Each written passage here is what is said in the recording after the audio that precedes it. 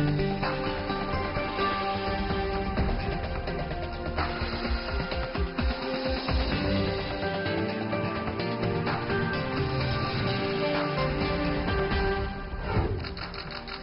today's World Insight with Tian Wei, Chinese and Japanese diplomats resume long-suspended strategic dialogue.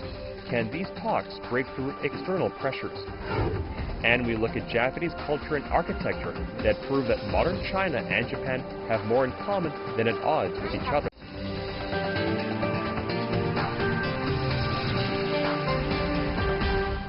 Here is our host, Tian Wei. Hello and welcome to World Insight, coming to you live from Beijing. Let's begin in Tokyo, where Chinese and Japanese diplomats have concluded a round of talks over the weekend. The resumption of the strategic dialogue between the two countries after a 7-year suspension is the latest indication of the revived China-Japan ties. Amid the geopolitical uncertainties and escalating trade wars, what can we expect from these neighboring powers with a rather complicated history? Before we ask our panelists, both from China and Japan, let's take a look at this first.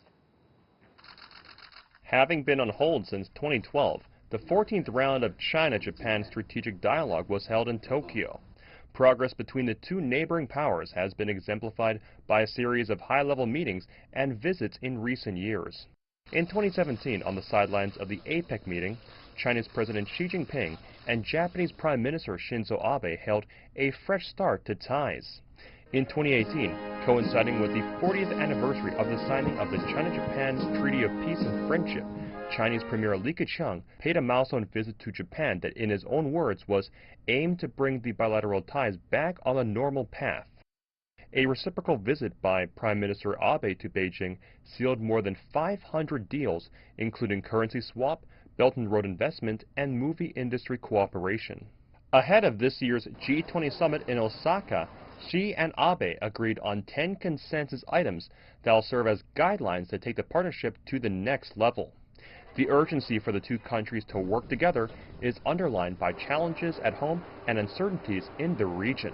China is engulfed in its escalating trade war with the U.S. Japan is coping with its own friction with South Korea.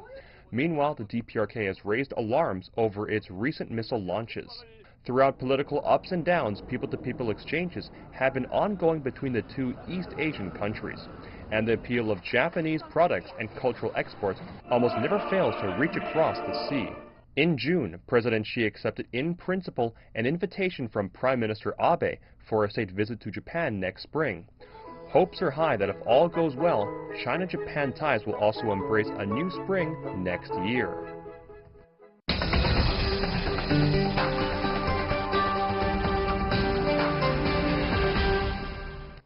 For more on China-Japan strategic dialogue, we have 3 guests with us, 1 from China, 2 from Japan. Now in Seoul, we have Katsuhisa Furukawa. I hope I pronounced your name right, Mr. Furukawa. Good to see you. He's a Japanese expert on national security affairs and former expert on the UN DPRK panel. Good to see you.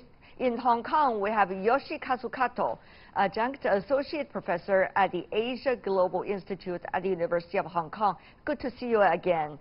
In Beijing, Rong Ying, vice president of the China Institute of International Studies. Gentlemen, I would like to say congratulations, at least to the 3 of you, because all of you have been working on China-US, China-Japan rather, relations for years. And now we do see some warming up. Mr. Rong, from your perspective, how big is it, this interaction this time after 7 years? Briefly. Indeed, this is a very positive sort of a signal, that indication that China and Japan relationship has now, the positive momentum has been maintained and they're going on the right track. As we have seen that the strategic dialogue started in 2005. That is again after a difficult period of the bilateral relationship, and then it was suspended in 2012 again because of the difficulty of the relationship. Now finally, 7 years later, the strategic dialogue resumed. So very strong positive signal. right track, Mr. Rong, I do have to let you explain about exactly what is quote-unquote the right track in the Chinese eyes. Well, for the Chinese, of course, the right track means that all kind of necessary means or channels of communication has been operating in a normal way. But more importantly, I think the atmosphere and also the substance of the dialogue, like strategic dialogue, is producing some positive result. As the news report says, this round of strategic dialogue has been, during this round of dialogue, I mean, in-depth and frank discussion were held, which means that this is really the, I mean, what a strategic dialogue would expect. Right. Mr. Furukawa, do you agree with your Chinese counterpart?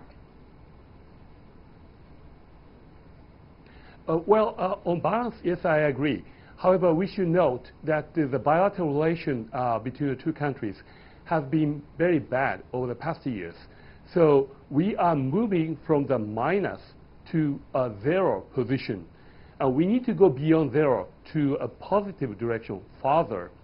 And as we speak today, the two countries still have a number of confronting issues, including the territorial dispute over the Senkaku Island or Diaoyu Island in Chinese name, or also the maritime territorial dispute and the associated exploitation of the oil material from the sea, or the protection of intellectual property rights, forceful transfer of technologies from foreign countries to Chinese countries. These issues still are pending. So dialogue has started and regularized once again. This is a positive direction, but we need to transfer the dialogue to produce concrete measures, and the bilateral countries, the two countries need bilateral agreement on concrete measures. Yeah. Mr. Furukawa, many of the things that you mentioned on the list earlier, how long do you think a time frame are you looking at, or Japan, as far as you know or understand, is looking at? Because all of these issues seems to be issues that would not be resolved within 1 or 2 months, not even 1 or 2 years. Indeed, these issues have been discussed over the past many years, but regrettably the dialogue has been suspended for the past few years. So therefore, we got to the zero position to restart dialogue. I don't think these matters can be resolved in a matter of a few months, but there has to be a steady development, not only dialogue, but development in terms of the concrete measures that two countries agree to take. Okay. That's a development I would hope to see in the next few to several months. I see. Mr. Kato, go to you. Of course, same from Japan, but I understand there could be similar or different views. Mr. Kato, here's the thing. Now, everybody understands China and Japan has a long list of things that the two cannot necessarily agree upon for the short term. Will the strategic dialogue focus on the differences, or the strategic dialogue focus on the common ground? That probably is a good question. After all, why would you have a strategic dialogue and have it resumed now? How is it compared, let's just say, to 7 years ago when the dialogue last time was being suspended? I think these are very important questions to be asked. Mr. Kato. Yes, this means an improvement of Japan-China relationship, because this is happening for the first time over the last 7 years. So first of all, we should recognize this means an improvement of bilateral relations between Japan and China. But now, as a previous commentator said, now there are a number of problems we should tackle, like East China Sea issues, or economic relationship, how to improve or concretely strengthen our cooperation in the third parties. So this should be discussed and done before maybe Japan is going to welcome President Xi Jinping's next day visit to Japan. So, a number of problems should be tackled and discussed.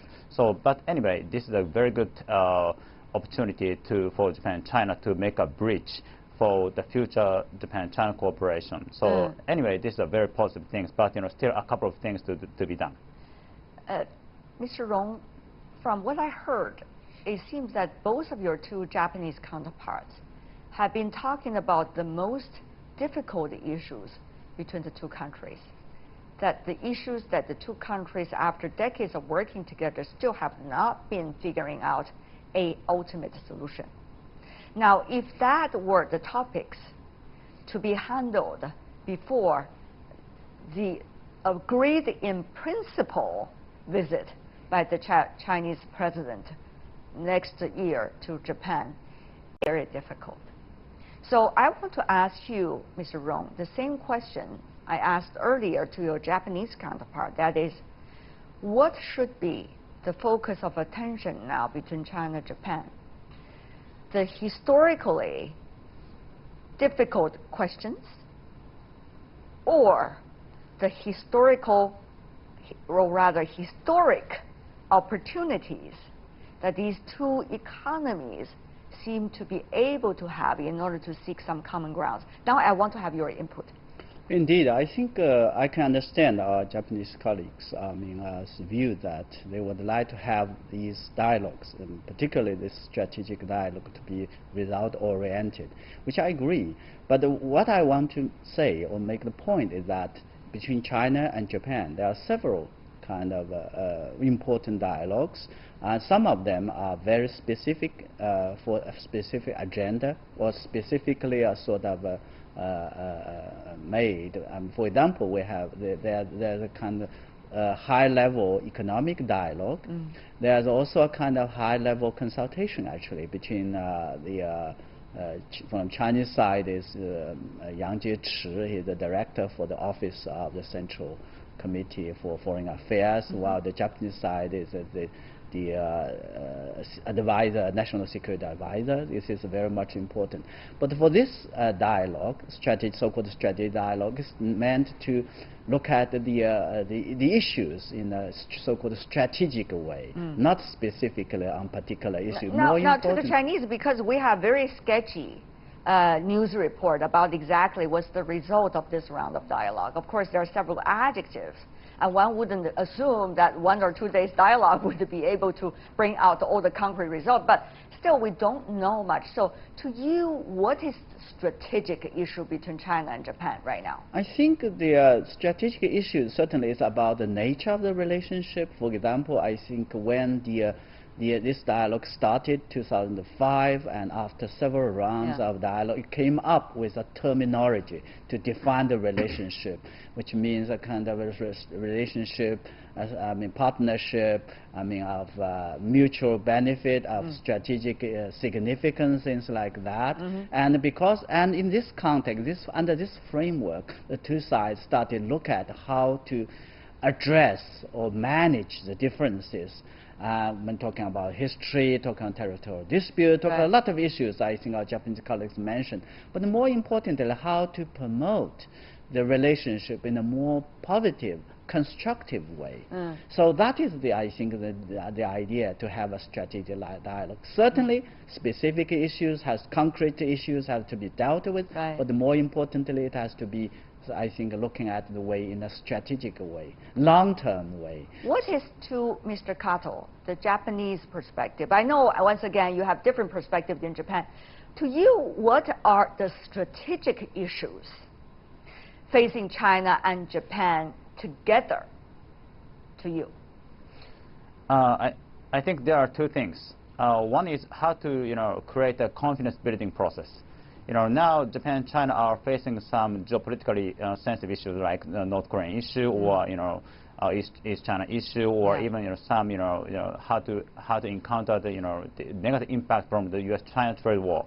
But this is the process of confidence building. So Japan and China now, we are trying to build confidence mutually. This is a very important asset for Japan-China relation. This is one thing. The second thing is how to, maybe a little bit sensitive, but how to create and sign the fifth political document for the two parties.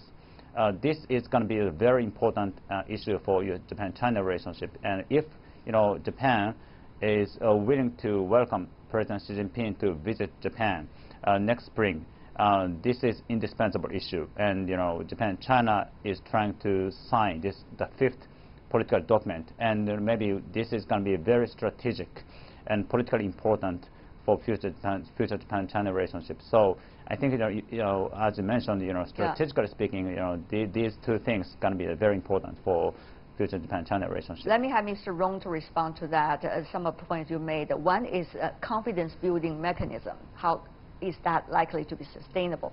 Secondly, the so-called the fifth document. Mr. Rong, briefly. Yeah, I think these are the issues, as far as I can see, that certainly as being on the agenda, must be on the agenda. What I meant to say is that the dialogue like that is not meant to provide detailed, specific solution. Rather, through conversation like that, the two sides will have a better understanding of the thinkings and better understanding of how to manage it. Right.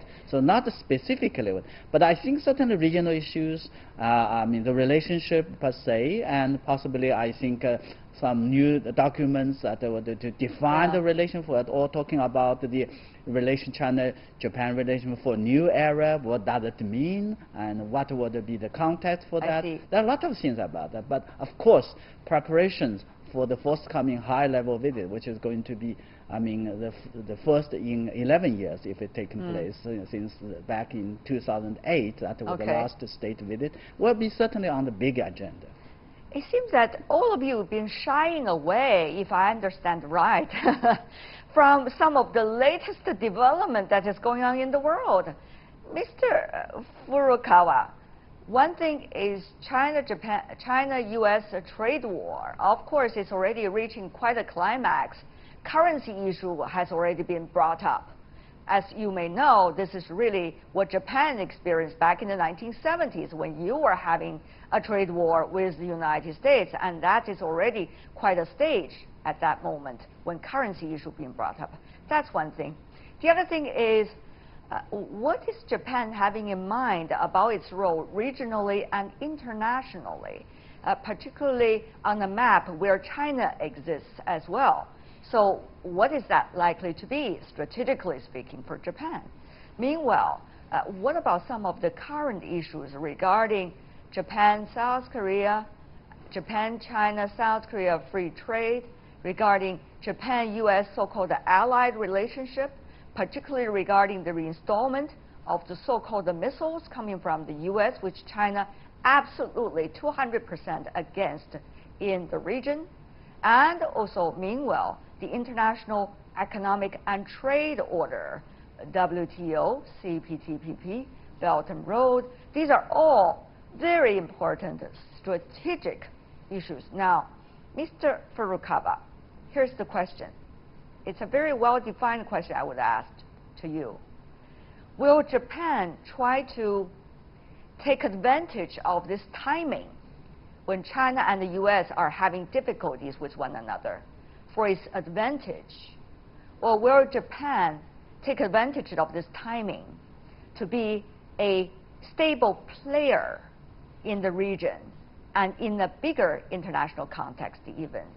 What do you think will be the strategic choice the Abe administration and the Japanese society as a whole likely to take on?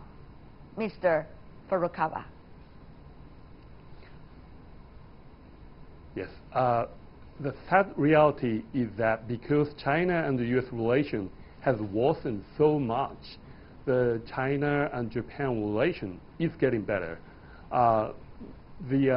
Traditionally, the United States has been the leading country, which is to ensure the stability of the regions, Asian region, as well as the global economy. But now, apparently, President Trump is working against the order. So from a strategic perspective, yes, Japan is going to take the maximum advantage from this opportunity.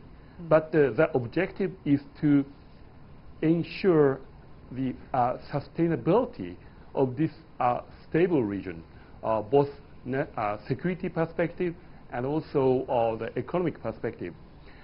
Japan places a high priority on the WTO reform process. And in this regard, Japan and China have a common benefit from which the two countries can expect more driving force to the further acceleration of the economic growth. And also, we need to engage United States jointly to put its foot on the WTO framework and not get out of the process. But from the national security perspective, Japan still has many concerns and problems with China. And the territorial disputes or military modernization of China. And while Japan is pressured by the United States to extend its role in the U.S. missile defense system. So there are balancing actions that Japan needs to take. But it's not intended to isolate or encircle China. It's how to ensure Chinese positions in a way that is consistent with the global order and regional orders without threatening the surrounding countries. Yeah. I think Japan is trying to find this narrow path, and for that, a regularized dialogue mechanism is essential. Yeah. Let me just ask one more thing, if I can, just to clarify what you have just said. When you say regional order and global order, now, there is a different definition of what exactly is the regional order, what exactly is the global order. If you ask President Trump, probably he has a different definition of that compared to some of the other leaders that we might be quite familiar with. So to Japan, what is this global order? It's the global order that is defined by the U.S. dominance and assisted by Japan-U.S. allied relationship.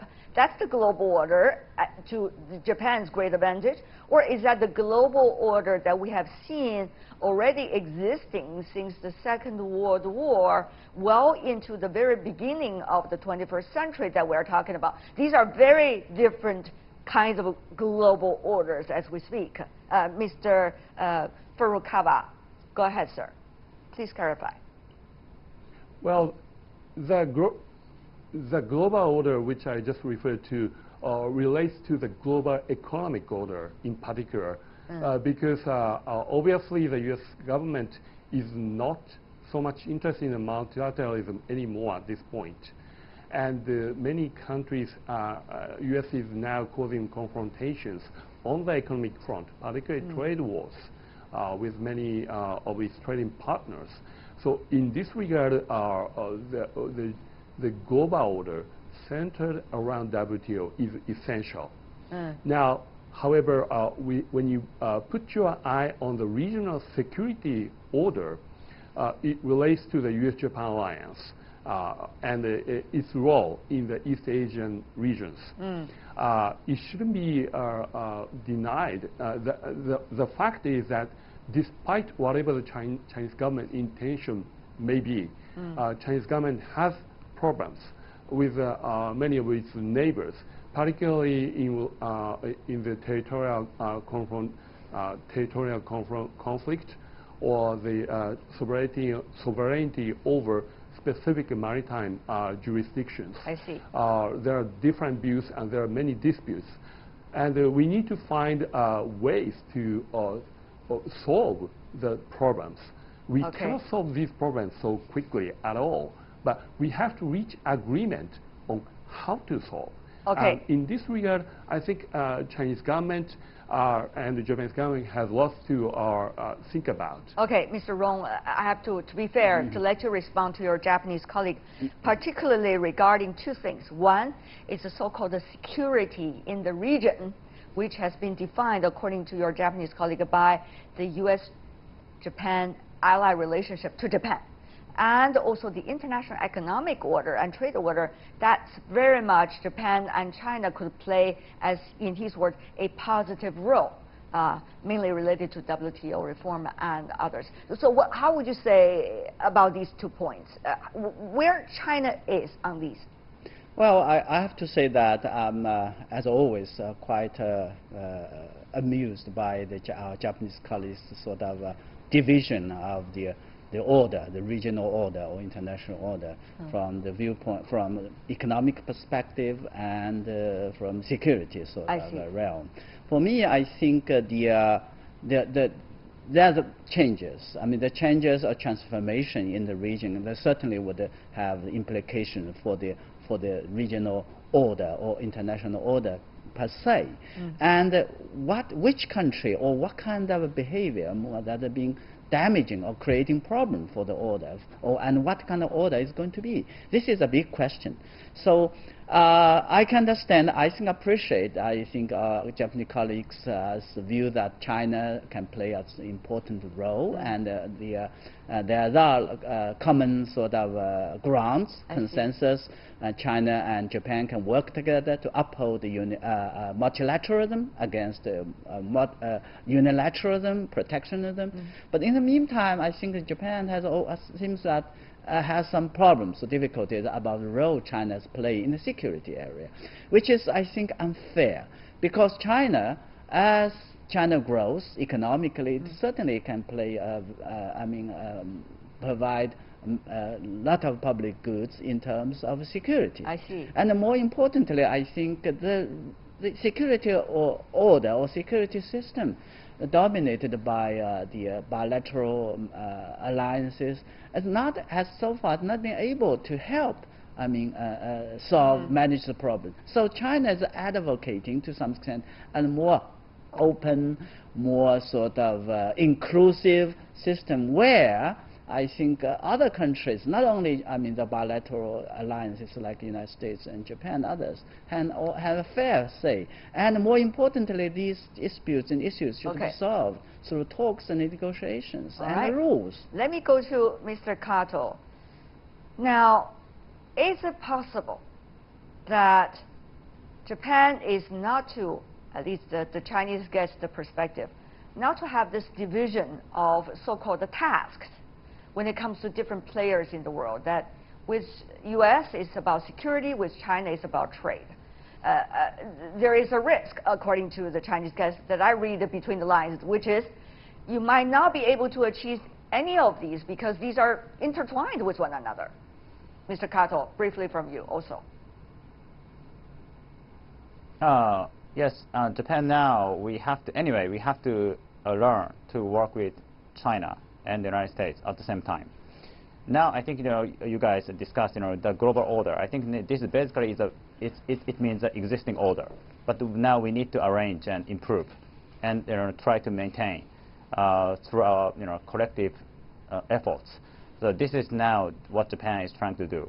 So now maybe that President Trump is reluctant to maintain this order. So now Japan is trying to compensate it and work with China.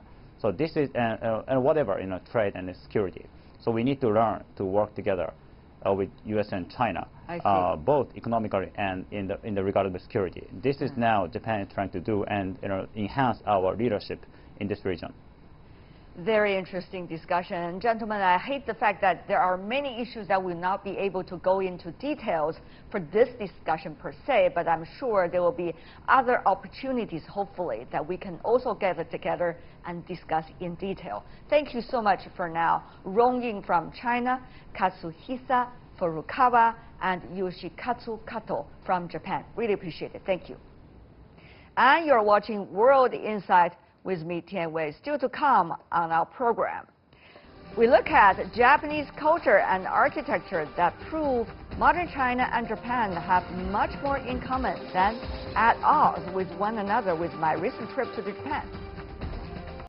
Welcome back. You're still watching World Insight with me, Tian Wei. After 7 years, China-Japan diplomatic ties are warming up again, as we mentioned in our previous discussion. That to many is significant, not only for geopolitics, but also for the long cultural ties connecting the two countries. At a time of rapid economic development, China has been asking questions like, what is the value of the country's traditional culture? How would it be a source of inspiration while the country faces a whole new set of challenges and opportunities? Recently, on a trip to Japan, I spoke to those who have not only been thinking about these questions as individuals, but also have successful Japanese case studies to share. Take a look. For a modern city such as the one that I'm standing in, Osaka, Japan, it has been a constant battle how to preserve the best of the past and let them serve the better lives of the people today. There are some inspiring case studies, and we are here to find out about them, and you are invited to join me on this journey.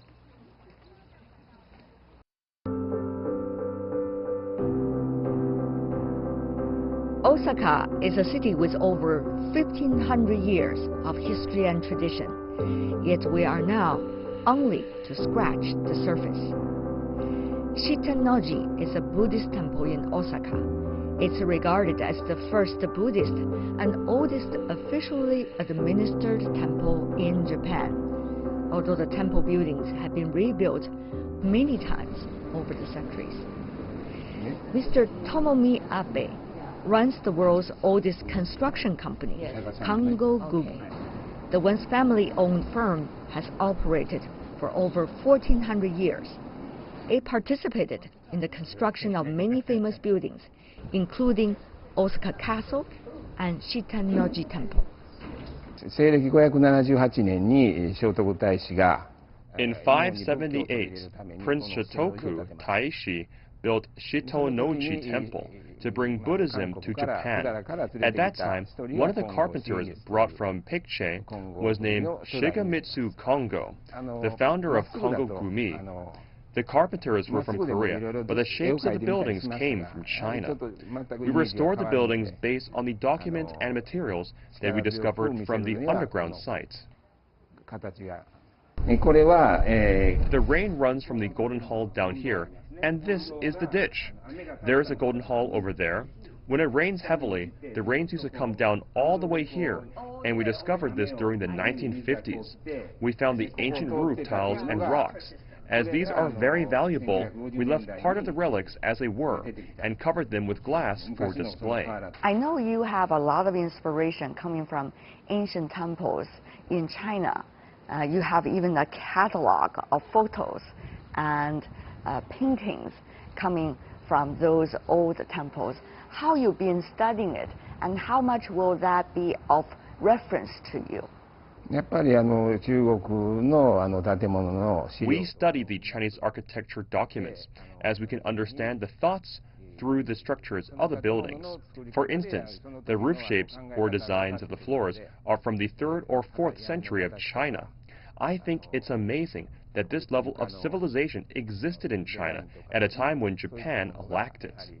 Although the structures of the new temples in Japan are changing, Shitennoji Temple still preserves these structures coming from China. The shapes of these look similar, right?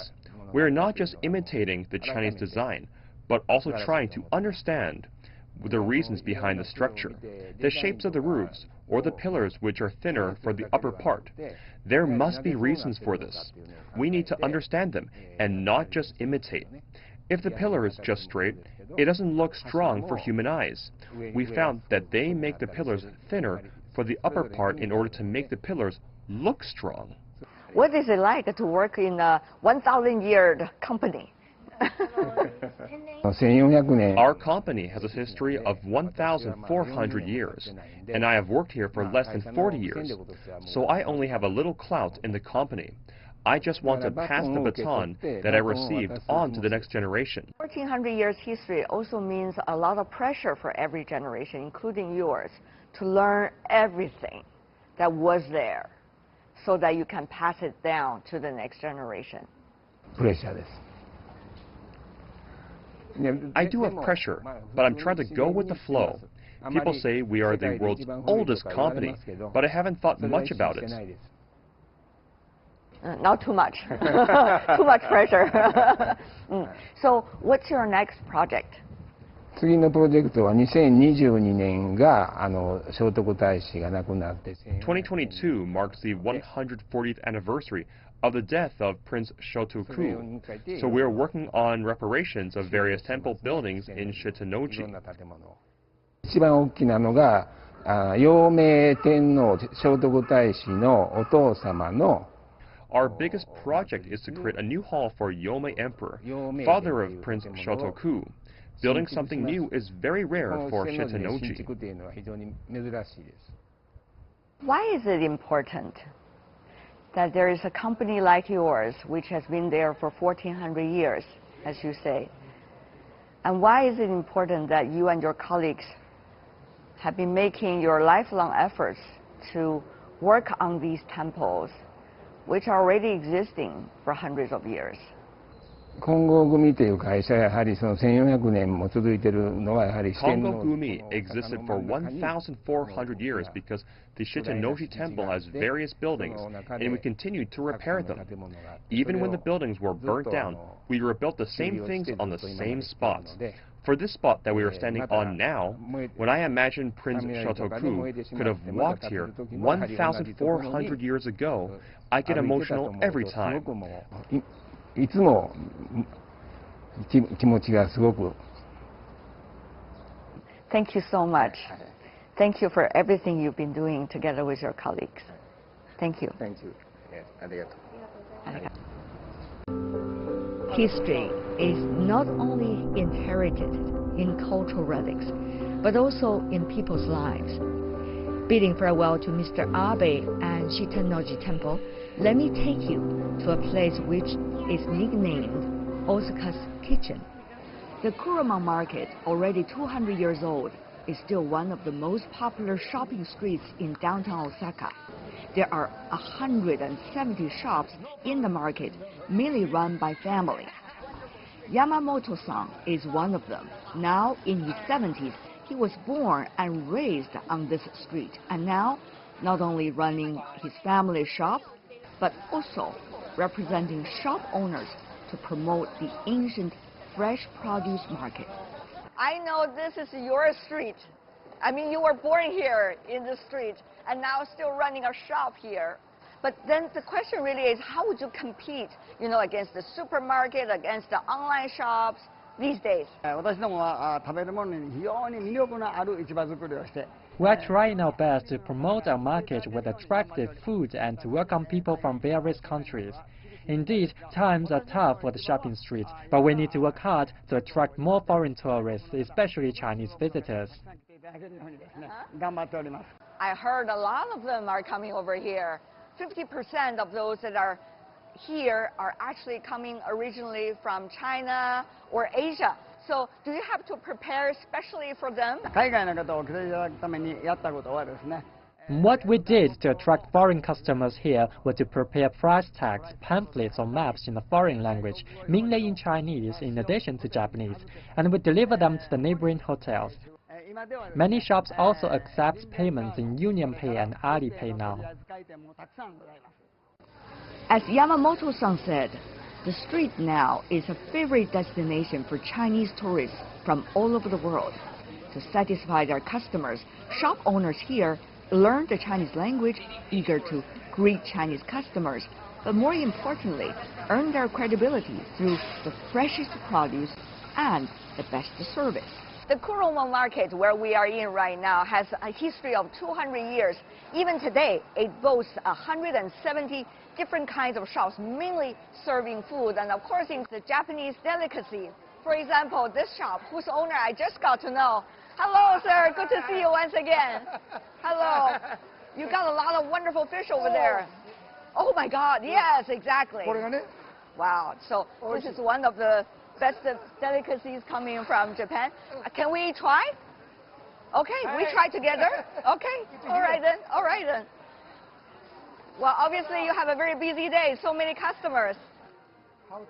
Okay, 好吃. Yes. He's speaking 好吃. In Chinese, it means delicious. Yes.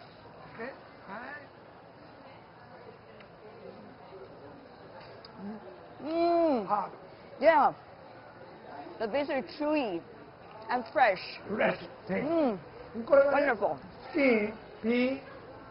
Yeah.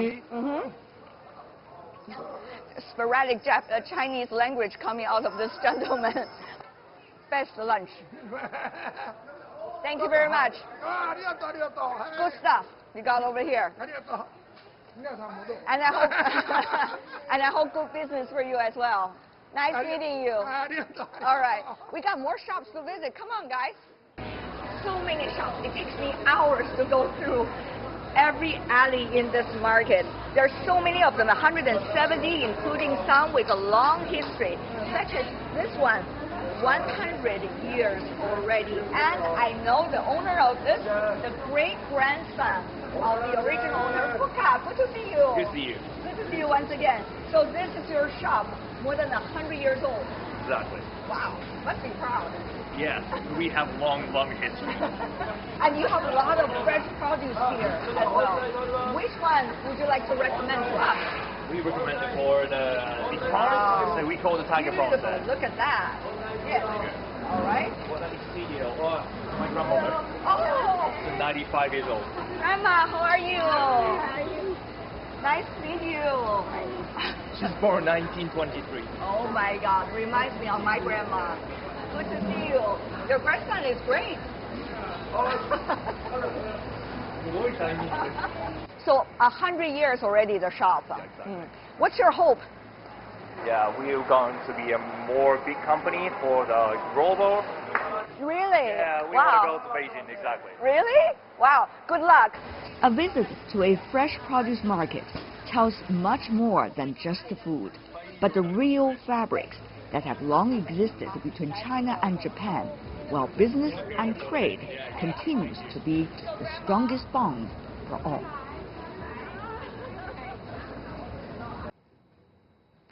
A trip to Osaka tells a lot of stories already between China and Japan. Well, that is all the time we have for today. If you'd like to see more, try to find us, World Insight CGTN, into your search engine. Check out our YouTube channel. Also follow us on Twitter, Facebook. Sine Weibo, you will see that from the screen over there. And I'm Tian Wei. On behalf of everyone at the World Insight team, thanks for watching. Tune in again next time for more insights across China and around the world. Good night.